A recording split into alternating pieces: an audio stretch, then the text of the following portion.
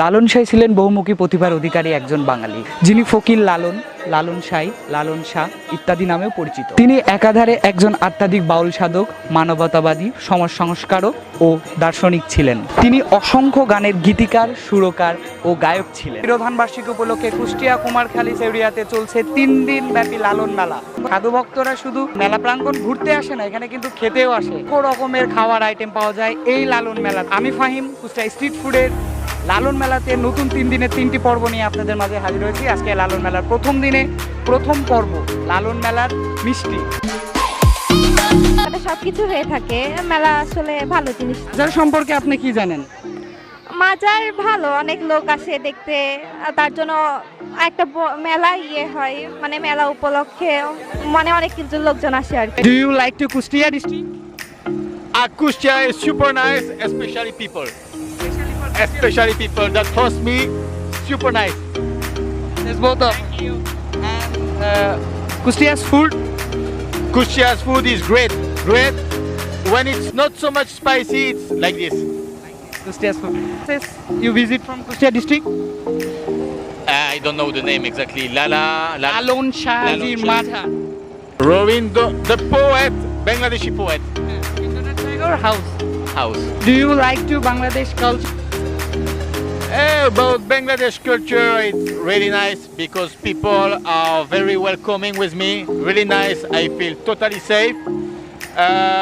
One thing, just the country is a little bit dirty.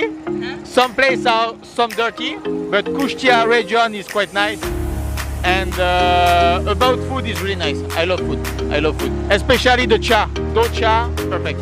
এখন আমরা কথা বলবো সেই ফেসবুক ভাইরাল চা মামা আরিফ মামার সাথে। তার সাথে কথা বলবো সে কেন ভাইরাল হয়েছে এবং তার চার দোকানে স্পেশালিটি কি, যার কারণে সে এত ভাইরাল।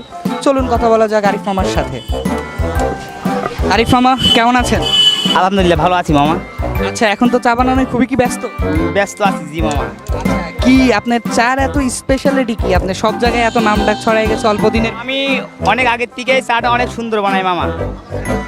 এই মাঝখানে কিছু ওই পোলাপান চা খাতে আসে, এরা নাকি আপনার ফেসবুকে চা দিয়েছে। চা খাইয়ে অনেক মেয়ে ছেলে আসে, বলেন না মামা ফেসবুকে যা দেখেছি আপনার কাছে আসে খেত ওইটাই পাইছি। তারা খেতে খেতে ভিডিও করছিল, ভিডিও করে মামার ভিডিও ফেসবুকে দিয়ে দিয়েছে, এই কারণে মামা ভাইরাল।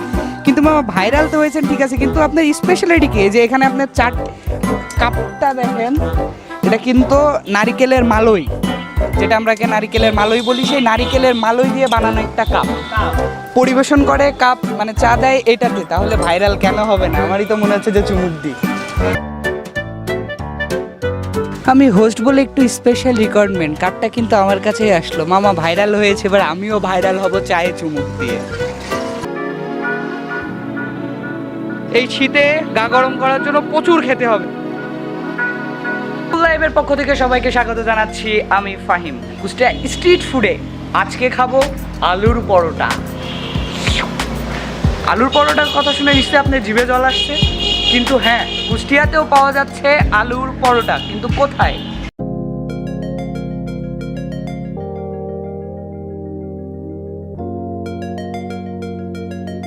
জিভে জল আনা গরম গরম আলুর পরোটা।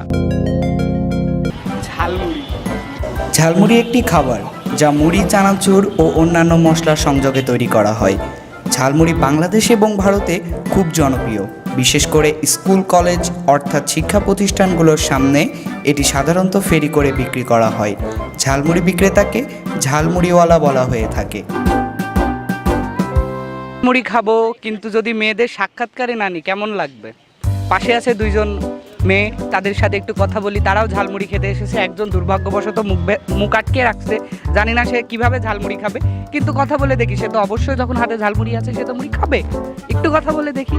আপু আপনার নাম? আইরিন। আইরিন, একটু জোরে বলবেন? আমার কাছে তো বুম আছে, কথা শোনা যাবে। কি নাম? আইরিন সুলতানা। আইরিন সুলতানা। কোন কলেজে পড়েন? সরকারি কলেজ। সরকারি কলেজ। কোন ডিপার্টমেন্ট? বাংলা। বাংলা ডিপার্টমেন্টে পড়ে আইরিন সুলতানা। দেখে মনে হচ্ছে যে ইসলাম শিক্ষা বা ইসলামের ইতিহাসে পড়ে, সেটা ব্যাপার না, যদিও বা মুখ ঢাকা, পর্দা করতেই পারে, এটা নিয়ে কথা নেই। কিন্তু আপনি ঝালমুড়ি খেতে এসেছেন মুখ বাঁধা, আপনি ঝালমুড়ি কিভাবে খাবেন? ঝালমুড়িটা খেতে অনেক পছন্দ করি, কিন্তু এখন তো সবার সামনে খেতে পাচ্ছি না, সাইডে গিয়ে খাবো। মানে সাইডে যেয়ে খাবেন না হোস্টেলে যেয়ে খাবেন? হোস্টেলে গিয়ে খাবো। আচ্ছা মানে এখান থেকে নিয়ে যাচ্ছেন, মানে সবাই খেলে সবাই দেখে পাবে। হ্যাঁ সবাই দেখি। আবার আপনাদের মাঝে উপস্থিত হয়েছে আমি মোহাম্মদ ফাহিম হাসান। আজকে আপনাদের দেখাবো কুষ্টিয়া স্ট্রিট ফুডে মজাদার রাস্তার খাবার হালিম।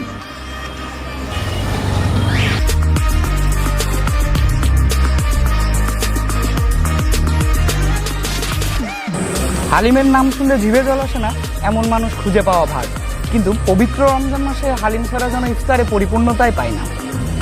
খাই খাই করি শুধু খেতে কই পাই, ঢপ খাই ধোকা খাই পাই না কতই, খাই কি খাই সিঙ্গাড়া কচুরি খাই।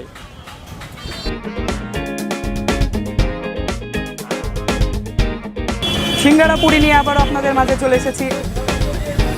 সিঙ্গাড়া পুরি স্ক্রিপ্ট থেকে এটা দেখতেই পাচ্ছেন আমাকে প্রচণ্ড ঠান্ডাতে শীতে থরথর করে কাঁপছি। আর এখন সময়টাও হলো আপনার দেখে বলি কয়টা বাজে, সকাল 6টা 30 মিনিট। সকাল 6টা 30 মিনিটে বাড়ি থেকে শীতের সময় বের হওয়া মানেই কি রস খেতে আসা, আর রস খেতে এসেছি কুষ্টিয়া বাইপাসে। তবে চলুন যাওয়া যাক।